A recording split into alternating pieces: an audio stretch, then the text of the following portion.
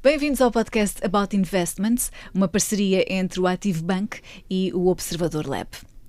Porque o Active Bank é o banco que simplifica, vamos fazer isso mesmo, vamos simplificar temas complexos, vamos transformar temas que impactam a vida financeira de investidores em conversas claras e lá está, simples. O meu nome é Ana do Carmo e nos outros microfones está o rico casal. A Catarina Inácio e o Rafik Baldé são o casal de referência em educação financeira em Portugal. Este casal, na verdade, está prestes a receber o terceiro filho, que pode acontecer a qualquer momento, espero sinceramente que não nos próximos 20 minutos. A Catarina gosta de cozinhar. O Rafik, acredito que goste de degustar os cozinhados da Catarina, mas, sobretudo, o Rafik gosta de atletismo, o desporto que praticou entre os 10 e os 20 anos. Hoje, Rafik, lamento, não vamos correr, vamos falar com calma sobre investimento. Para todos ou só para quem tem dinheiro? Sejam então bem-vindos os dois. Catarina, começo por ti. Quando se fala em investir, muita gente pensa, isso é para quem tem muito dinheiro. E para mim não dá, eu não ganho para isso. Concordas que ainda há de facto esta ideia de que investir é só para quem tem muito dinheiro? Sim, ainda há muito essa ideia para já de investir ou é para quem tem muito dinheiro ou é para quem estudou sobre o assunto, percebe imenso. Que é de economia e gestão. Economia e gestão, que também não tem nada a ver, ou seja, a pessoa pode estudar economia e gestão e não perceber nada de investimentos, são áreas relativamente à parte, mas existe muito esta ideia. E depois há aqui uma ideia base que é importante também realçar, que é a questão do para quem tem muito dinheiro ou eu tenho pouco dinheiro é relativo. Claro. Depende da pessoa. Eu posso achar que tenho pouco dinheiro e outra pessoa ao meu lado achar que eu tenho muito dinheiro. Portanto, esta questão é sempre muito relativa. E depois, a verdade é que se calhar há uns anos atrás, 10, 15, 20 anos atrás, de facto, esta ideia de que investir é só para quem tem muito dinheiro era mais verdadeira, ou seja, de facto havia aqui esta questão de que mesmo que eu não perceba do assunto, eu posso entregar o meu dinheiro, o meu património a alguém que gira o meu património e faça os investimentos por mim. Atualmente já existe uma democratização dos investimentos através das plataformas online, por exemplo, através dos próprios bancos agora já disponibilizam muito mais facilidade de investimentos que não disponibilizavam há uns anos atrás e, portanto, esta questão de que eu tenho pouco dinheiro relativo. Exato. E, portanto, não posso investir, já não é assim, já não acontece assim desta forma. Já é um bocado um mito. Sim, sem dúvida. E até acrescentar aqui, tangibilizar em números, não é? Porque a questão do valor é relativo, mas hoje em dia existem plataformas, corretoras nas quais eu posso investir e posso investir com 5 euros, com 10 euros. Então, a partir desse momento, efetivamente o número fica mais simplificado. E talvez a pessoa vá dizer, mas se calhar 5 euros ou 10 euros não me vai gerar muito dinheiro.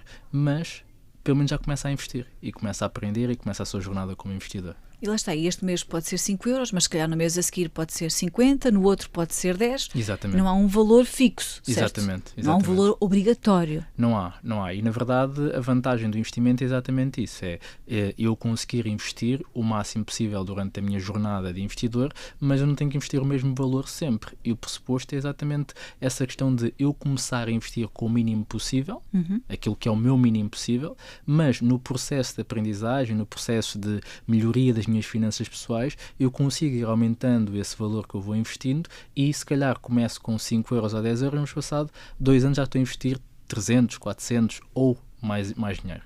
Isso é uma perspectiva muito positiva e muito aliciante do investimento. Sim. Que fica aqui para quem nos está a ouvir, é um rasgo de esperança que é possível investir assim. Sem dúvida. Assim se comece. E de facto vê-se muito até, nós vamos acompanhando já algumas pessoas que pelos nossos alunos que começaram a investir e fomos acompanhando a jornada deles de investidores ao longo dos meses e ao longo dos anos e de facto eles próprios depois também nos confessam isso, que torna-se quase um jogo, não é? Ou seja, no início eles só conseguiam investir, tinham definido que conseguiam investir, sei lá, 10 euros por mês, e entretanto perceberam que de facto conseguiam poupar mais e investir mais e foram aumentando os seus investimentos mensais e tornou-se quase, lá está,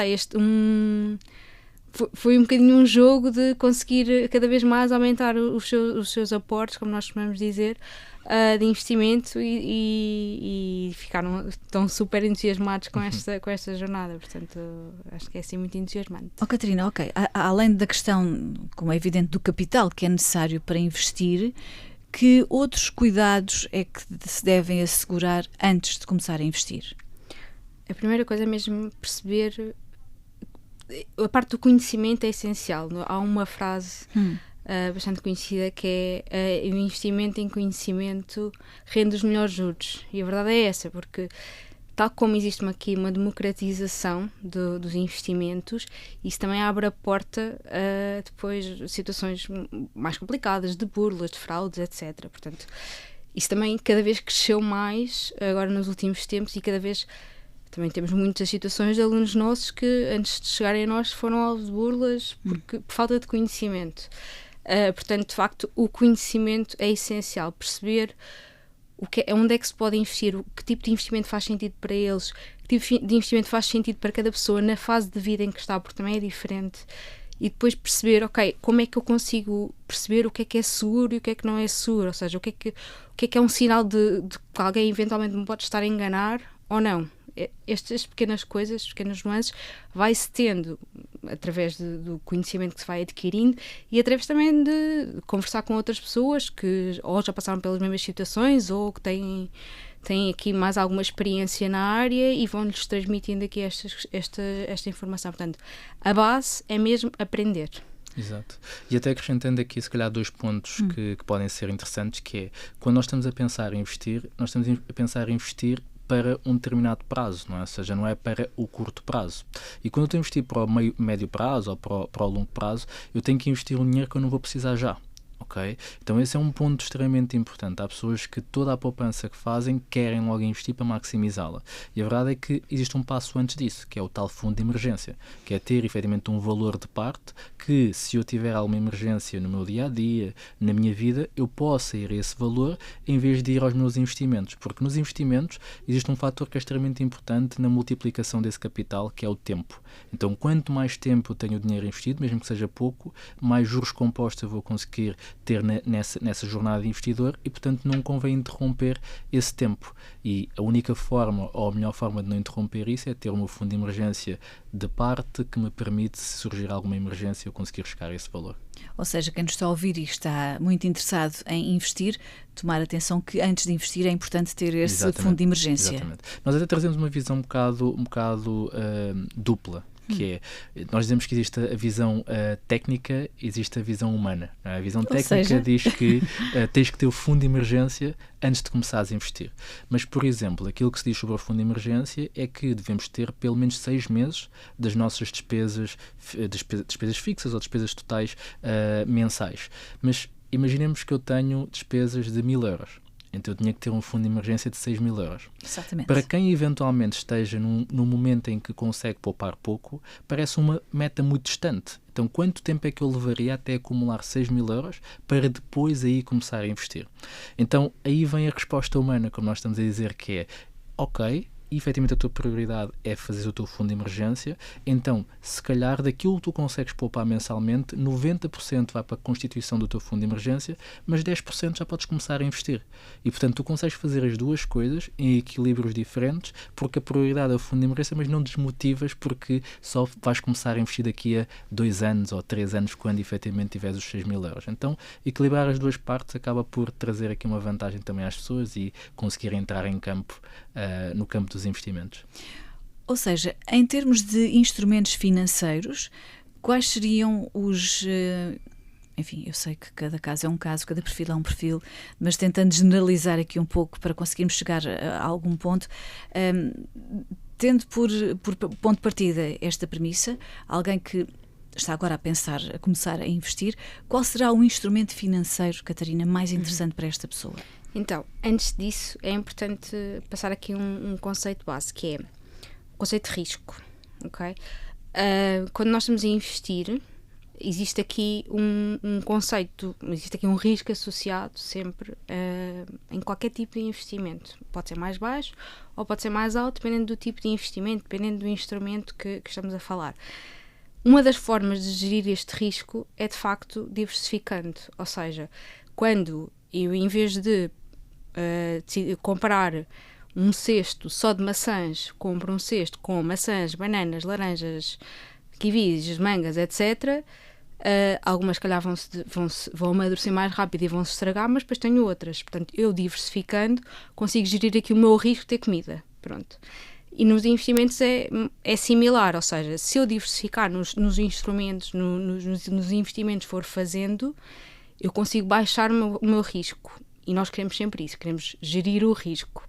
O risco também tem aqui uma questão de, quanto mais risco eu assumo, normalmente mais rentabilidade eu tenho. Portanto, eu também quero ter alguma rentabilidade e por isso eu tenho que ter algum risco. Pronto. Portanto, esta questão da diversificação permite-me eu conseguir gerir o risco, mas ter aqui alguma rentabilidade. Pronto.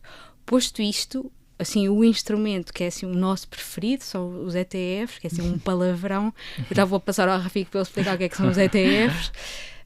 Mas de facto, o que é o ETF na sua base? É um instrumento que me permite diversificar o risco, porque permite-me investir num conjunto de produtos e, portanto, acaba por me baixar aqui o risco, mantendo aqui também alguma rentabilidade. Agora passas-te a explicar o que é o vamos lá descobrir o que é que são ETFs. Então, ETFs, na essência, é um fundo de investimento. Ou seja, é um fundo de investimento que é diferente, se calhar, dos fundos de investimento que a maior parte das pessoas conhece, que foram popularizados ao longo do tempo. Os ETFs é um fundo de investimento em que eu posso comprar em bolsa. Em vez de eu ir à bolsa e investir numa ação individual, seja numa ação de uma determinada empresa, eu posso ir à bolsa e comprar uma parte deste fundo. Como a Catarina trouxe bem, este fundo, tendo lá várias coisas dentro, já existe o cumprimento de um princípio relevante na gestão de risco, que é a diversificação.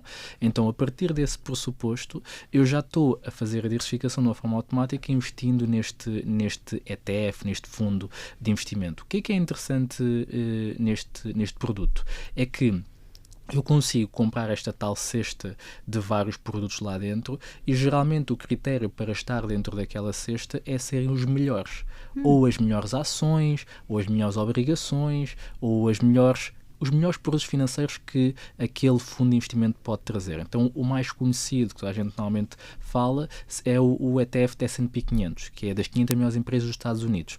Então, por simplificação, trazer aqui um bocado a visão de como é que isto do risco que acaba por estar gerido, é que estamos a falar de 500 empresas, a probabilidade delas todas irem à falência ao mesmo tempo é relativamente baixa. Então começamos a entender o conceito. Ok, então eu estou a investir em 500 empresas.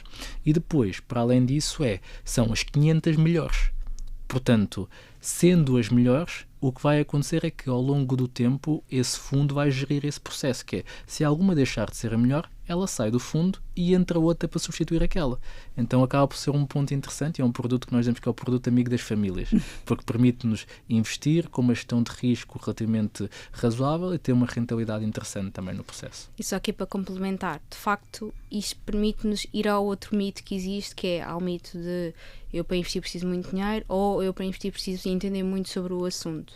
É verdade que é preciso aprender, é preciso ter conhecimento, mas de facto existem instrumentos tem aqui uma gestão passiva, não é? Como, por exemplo, o caso dos ETFs.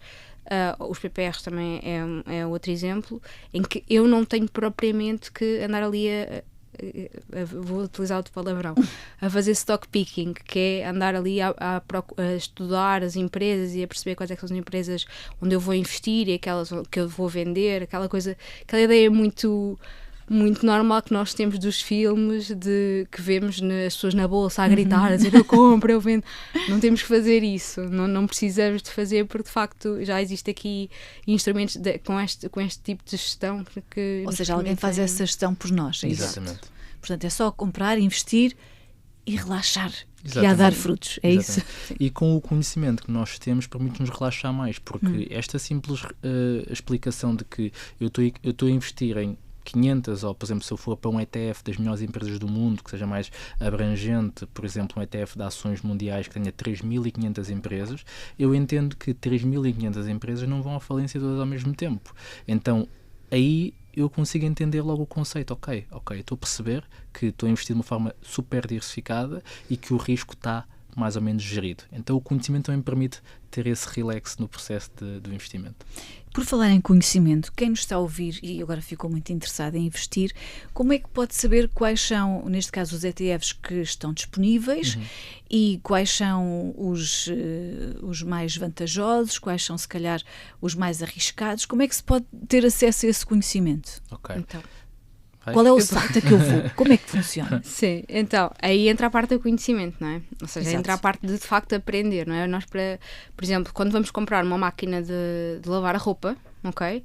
Nós precisamos saber para onde é que nós precisamos de olhar, não é? Para perceber qual é que é a melhor máquina de lavar a roupa para nós, não é? Não vamos só olhar para o preço, vamos olhar, eu não percebo nada, não percebo, não sou assim uma especialista em máquinas de lavar a roupa, mas sei lá, a centrifugação, os programas que tem, etc. As temperaturas também, sim, não é? Exato, ou seja, Sim. existe ali um conjunto de fatores que nós precisamos de olhar para perceber, ok, esta é melhor do que aquela, pronto. Ou pelo menos vai mais de encontrar as minhas necessidades. Exato, pronto. Aqui é exatamente a mesma coisa, ou seja, nos instrumentos é igual, nós precisamos saber quais é que são as variáveis, não é? Ou quais é que são as características dos produtos que nós precisamos de olhar e perceber se é de acordo com alguns parâmetros, se de facto aquele produto faz sentido para mim, se não faz, se é bom para mim, se não é, pronto. E aqui lá está, é a parte do conhecimento que está felizmente hoje está muito disponível na internet, não é?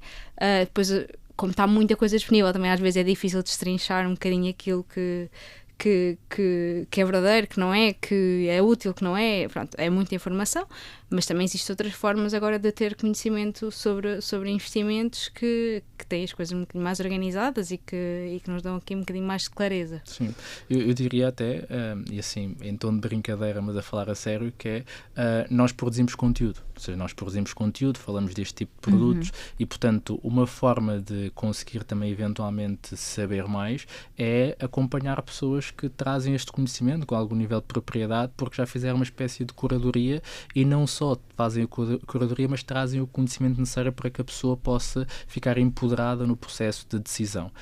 Porque nós podemos até dizer um conjunto de sites, mas se a pessoa não souber para o que olhar, vai ficar meio perdida. Então, o principal passo, ou seja, aquele primeiro passo que eu acredito que faz sentido ser feito é, ok, eu estou interessado, estou interessada, então, ok, vamos seguir aqui o Rico Casal, por exemplo, não é? Ou outra pessoa qualquer, e vou começar a perguntar, vou começar a seguir. Estamos aqui no podcast, neste podcast também, e noutros episódios deste podcast certamente vão adquirir esse conhecimento. Então começar a entrar neste mundo da democratização do conhecimento que já existe e começar a própria pessoa com algum sentido de crítica a decidir, ok, eu já percebi isto, já percebi aquilo, agora vou juntar as peças e começar, acaba por ser o caminho mais fácil. E como a Catarina disse no início, que é, o investimento em conhecimento é muito desvalorizado. Mas eu acho que hoje em dia já existem formações, existem espaços em que a pessoa pode aprender e encurtar aquilo que é a sua curva de aprendizagem, o tempo necessário para poder chegar ao fim e poder ter as ferramentas necessárias para poder investir com conhecimento, com cautela e com boa gestão de risco. Indo em contra aqui ao que o Rafik está a dizer, se calhar a estratégia muito utilizada, digo eu, por algumas pessoas, que é agora nesta fase da minha vida não dá, quando eu mudar de emprego ou quando no próximo ano, quando eu receber o prémio de produtividade, eu começo a investir. É um comportamento, vamos lá, comum, correto, ou o melhor é não pensar nisso e investir já? Olha, aproveitando aqui a nossa situação atual da vinda do terceiro filho, eu acho que é um bocadinho como ter filhos, mas nunca há uma boa altura. Às vezes é melhor só aceitar e seguir e as coisas vão acontecendo e vão se gerindo à volta do acontecimento, não é? Há aqui uma característica muito específica dos investimentos, que é o tempo é muito importante. Por isso estava a perguntar, exato. Sim, daí nós também defendermos esta questão do fundo de emergência que há bocadinho o Rafik falou, que é preferível ir constituindo o fundo de emergência e ir começando a investir para aproveitar o tempo investido do que esperar para acabar o fundo de emergência e depois começar a investir. a questão de, por exemplo, esperar para mudar de emprego, para receber um prémio, o que for, tem exatamente o mesmo problema, que é, eu estou a adiar eu começar a investir, mesmo que seja com pouco, numa primeira fase, e estou a perder tempo a investir, que de facto, depois, pronto, olhando aqui, vou ser um bocadinho aqui mais complicada, olhando para a regra matemática dos juros compostos, sim, que é o que nos é de facto o acelerador que os investimentos provocam, não é? Nós investimos para aproveitar os juros compostos, e os juros compostos, a exponencial na forma dos juros compostos é o tempo, ou seja, de facto, quanto mais cedo eu começar a investir, mais eu consigo aproveitar este efeito dos juros compostos, para além de que, há bocadinho quando estávamos a falar antes de começar a gravar, começando muito jovem, ou seja, aos 18 anos, tem aqui depois esta facilidade também de que, se eu cometer algum erro, tenho muito mais tempo para recuperar. Pronto, já não entrando por aí, sem dúvida que quanto mais cedo começar, melhor. Acho que adiar nunca é uma boa opção. Ou seja, Rafik, aqui a questão do investir não é tanto, se calhar, um tema de oportunidade, é mais de disciplina e comprometimento. Sem dúvida. É muito mais comportamental do que propriamente encontrar um momento certo, não é? E eu gosto mais dos números, porque eu acho que quando trazemos a grandeza dos números, as pessoas começam a perceber aquilo que estão a deixar em cima da mesa, aquilo que estão a deixar de aproveitar. E existe um livro que eu gosto muito, que é O Milionário Automático, que fala de como é que eu posso usar o efeito do pequeno almoço para construir riqueza. E o que é que ele traz como conceito nesse livro? Traz a visão de que uma pessoa que coma fora, toma um pequeno almoço fora todos os dias, gasta em média cerca de 5 euros por dia. Se pegarmos nesses 5 euros e olharmos ao final do mês, estamos a falar de 150 euros. Ao final do ano são 1.800 euros. Então, 5 euros por dia equivalem a 1.800 euros no final do ano. Será que não vale a pena eu mudar um bocado o meu comportamento para ter 1.800 euros no final do ano? E aqui estamos a falar só de poupança direta. E essa poupança, se for investida efetivamente, vai conseguir multiplicar, e todos os anos, se eu conseguir fazer este tipo de exercício, eu vou conseguir chegar ao final de 10 anos e acumular muito mais do que aquilo que eu teria acumulado se eu tivesse esperado pelo momento certo. Então isto é comportamental, que é o comportamento de eu deixar de tomar o pequeno almoço fora versus eu pegar naquele valor e investir. Então o comportamento é o que dirige aquilo que é a nossa decisão no nosso dia-a-dia. Então eu diria que a maior parte do contributo para a nossa decisão de investir é comportamental e não é tanto o conhecimento que é necessário para ser feito. Catarina, o nosso tempo passou a voar, mas antes das despedidas, queres deixar umas notas para quem nos está a ouvir, umas notas finais? Então, esta questão vou pegar aqui nesta questão final do Rafik, que é muito importante, que é, de facto, o que guia a nossa vida, não é? É nós percebermos o porquê de fazermos as coisas, não é? Ou estamos completamente em piloto automático e a vida vai acontecendo e nem nos apercebemos que a vida aconteceu e de repente chegamos aos 80 anos e já passou. Ou então, de facto, nós assumimos um propósito na nossa vida e começamos a assumir as rédeas das várias decisões que vamos tomando. E essas decisões começam exatamente nestas pequenas coisas de tomar um pequeno almoço em casa ou não tomar um pequeno almoço em casa, e o que é que eu faço com o dinheiro que me sobrou porque eu tomei um pequeno almoço em casa. Portanto, acho que, assim, como mensagem final, o que eu queria mesmo deixar era nós aproveitarmos, por exemplo, umas férias, um feriado, para nos sentarmos e refletirmos sobre aquilo que queremos e o que é que queremos fazer, e percebemos, definimos um objetivo final e depois, com base nisso, então definimos uma estratégia de poupança e de investimento que é essencial para... Inevitavelmente nós precisamos do dinheiro para cumprir os nossos objetivos e os nossos sonhos. Portanto... Rafik, vamos então voltar à pergunta de início para dares a resposta e terminarmos. Investimento é para todos ou só para quem tem dinheiro? É para todos, sem dúvida, e o mais rapidamente possível. Porque, mais uma vez, como nós dissemos aqui, o tempo pode jogar a nosso favor, mas para isso nós temos que começar e deixar esse lado do ser só para alguns. E isso percebemos que é para todos, efetivamente. Rafik, Catarina, muito obrigada por terem vindo até aqui a esclarecer-nos, afastar alguns mitos que ainda existem sobre investimento. E chega assim ao fim este episódio do podcast About Investments, uma parceria entre o Active Bank e o Observador Lab.